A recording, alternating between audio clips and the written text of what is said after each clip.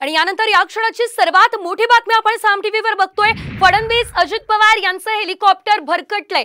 गडचिरोलीमध्ये खराब हवामानाचा फटका या हेलिकॉप्टरला बसलाय। फडणवीस आणि अजित पवार मात्र सुखरूप असल्याची बातमी आता समोर आलेली आहे। ही या क्षणाची सर्वात मोठी बातमी आपण बघतोय। फडणवीस आणि अजित पवार यांचं हेलिकॉप्टर भरकटलेलं आहे। सध्या आपण बघतोय अनेक ठिकाणी पाऊस सदृश्य परिस्थिती आहे, त्यामुळे आता हा फटका बसलेला आहे। अधिकचे अपडेट घेऊयात आमच्या प्रतिनिधी वैदेही काणेकर यांच्याकडून। वैदेही, नेमकं काय घडलेलं आहे आणि सध्या या हेलिकॉप्टर संदर्भातली काय अपडेट आहे?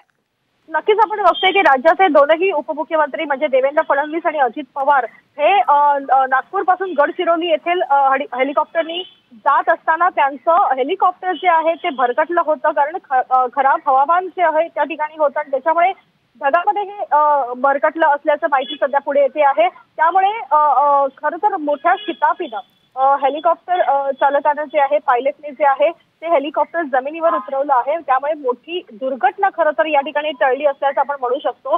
देवेंद्र फडणवीस, अजित पवार यांच्यासोबत उद्योगमंत्री उदय सामंत आणि पार्थ पवार देखील या हेलिकॉप्टरमध्ये होते। त्यामुळे राज्याचे महत्त्वाचे 4 चेहरे जे आहेत ते या हेलिकॉप्टरमध्ये होते आणि खराब हवामानाचा फटका खरं तर या हेलिकॉप्टरला बसला असल्याचं माहिती सध्या मिळते आहे। आणि एकूणच पायलटच्या मोठ्या हुशारीनं जे आहे ते हेलिकॉप्टर त्या ठिकाणी लँड करण्यात त्यांना यश मिळालं आणि त्यामुळे जी दुर्घटना पुढे होणार होती ती टळली।